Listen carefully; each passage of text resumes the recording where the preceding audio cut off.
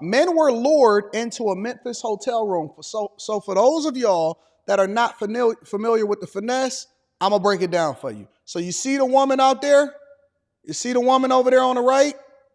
Caught on camera, video shows two men robbed at gunpoint at a hotel in northeast Memphis.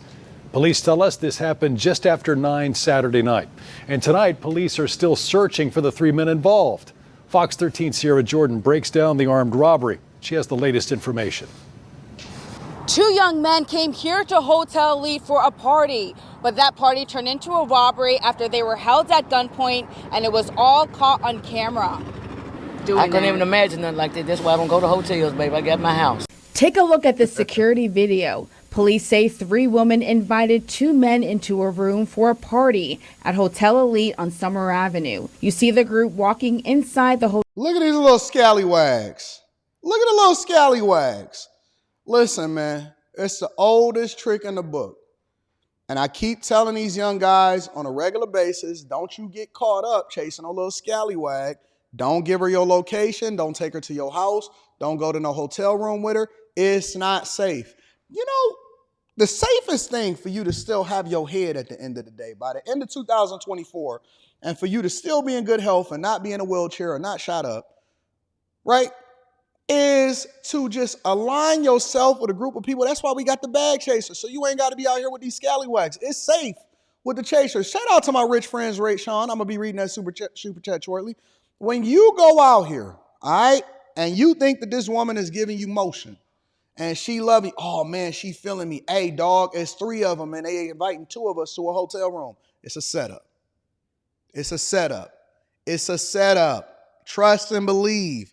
You are food out here in these streets, especially when they some little scallywags. Hotel room. Then three armed men come in and police say threatened to kill other men. Seconds later, one of the women starts recording the men getting robbed. People, they should not, use guns. They think it's funny. They think it's hilarious. iPhones, Apple Watches, and shoes were stolen from both victims. You can't walk around being safe. Like, you have to have a gun. And if they see you without it, they look at you like a target. We went to the hotel's management office for answers on their security policy. We spoke to the manager on the phone. I was off. It was on Saturday. You would have to speak with my boss about it. Let me say this. This ain't got nothing to do with the hotel security policy. This don't have nothing, zero, zilch, nada.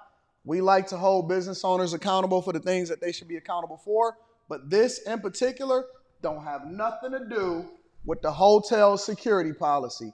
This is people doing egregious things, setting up other people, and doing stuff that they're not supposed to do in the first place. This don't have nothing to do with the hotel. That, not me. We spoke to a woman staying at the hotel about her concerns with security. She did not want to be on camera to protect her identity. They have security here at night, though, but that's the thing. I don't, like, half the time they're here, half the time they're not. And this gate right there is broken. It's trash. Got nothing to do with no We gate. reached out to Memphis police for an update on the robbery. They say they have no suspects in custody, but the investigation continues. If you have any information related. Mental note, don't stay at Hotel Elite. Don't stay at Hotel Elite because you will be robbed and you will be held at gunpoint. All right? So, moving on, a man was arrested at a Kroger parking lot for disciplining his toddler. Check it out. It was a display of aggression and parenting outside of a... Let me tell you something about this guy. This guy's getting more sassy by the day. This guy's getting more sassy by the day. It's a lot to deal with. Look, this is what we do. We get distracted over here on the Millionaire Morning Show. Let's continue. Grocery store, and it's landed a Gwinnett County man in jail tonight. That's after video of what police say was a case of child abuse in a Kroger parking lot went viral on social media. We do want to warn you, it might be difficult for some to watch. News Edge reporter Joy Dukes has more. The Yeah, it was a disturbing sight for many shoppers who were here in the parking lot of this Kroger on Five Forks Road Wednesday afternoon. A man repeatedly hitting and screaming at a small child. Now, a bystander recorded video of the incident that has since gone viral. We do want to warn you, it may be difficult to watch. Shut up! Shut up! I say shut up! That is totally uncalled for. What I saw hurt me. Cell phone video of a Wednesday afternoon visit to this Kroger in Lilburn has become a trending topic online as it appears to show a Snellville man's aggressive parenting style on full display. Shut up! What I said, shut your... In the video obtained by Fox 5, 44-year-old James Collins can be seen striking a 3-year-old child in the back seat of his truck and yelling at the toddler after he'd apparently had an accident.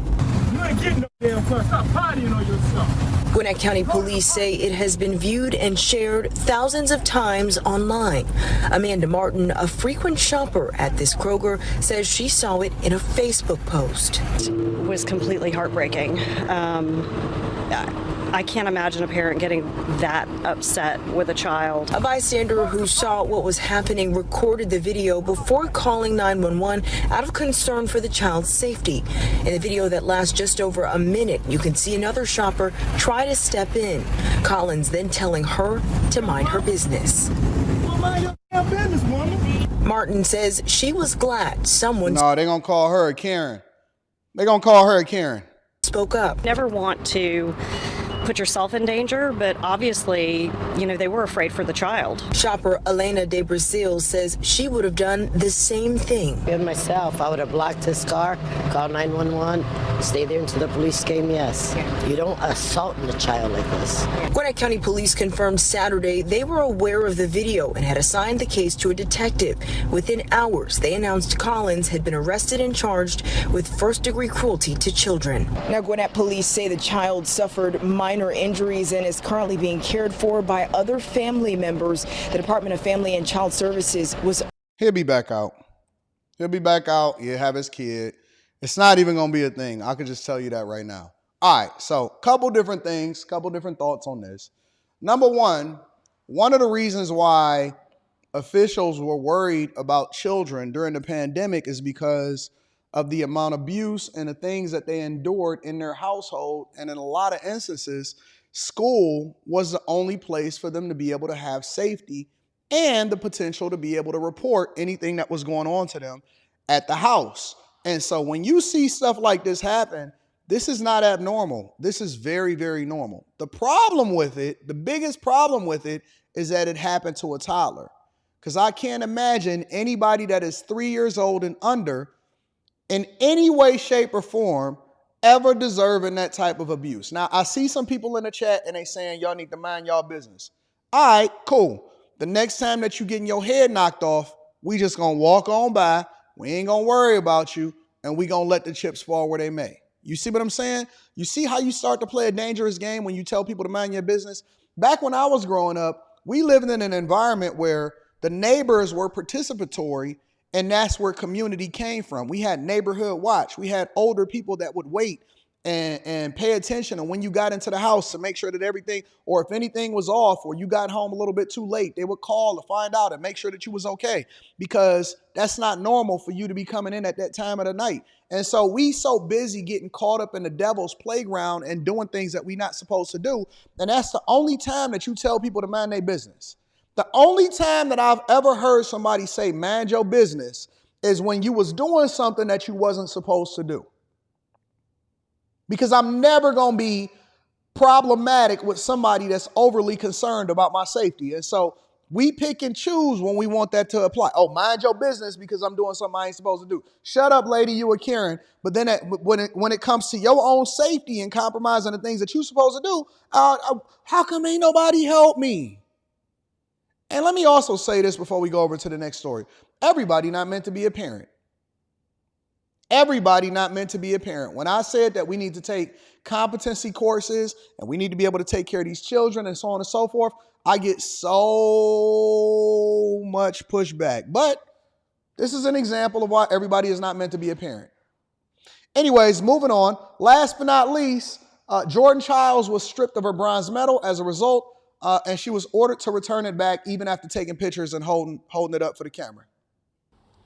All right, now to the Olympics and that unfortunate news for American gymnast Jordan Chiles, the 23-year-old Olympian being forced to return her bronze medal. It comes after the sport's highest court overturned a ruling that brought her the bronze medal in the first place. KTLA's Omar Lewis is live in studio with the very latest this morning. Omar, what's going on? Yeah, good morning, Megan and Lauren. We can tell you from heroics to heartbreak, the floor exercise fiasco in Paris has sparked an Olympic-sized controversy. This morning, the International Olympic Committee announcing that Jordan Chiles must now return that bronze medal she won in the Paris Olympics floor exercise after sport's highest court said her score was judged improperly. That decision came less than 24 hours after the Court of Arbitration for Sport voided a scoring appeal made by Team USA coach Cecile Landy during the competition that vaulted Jordan Chiles onto the podium. The IOC announcing it is now. Quentin, you said she gets to keep it. That's my official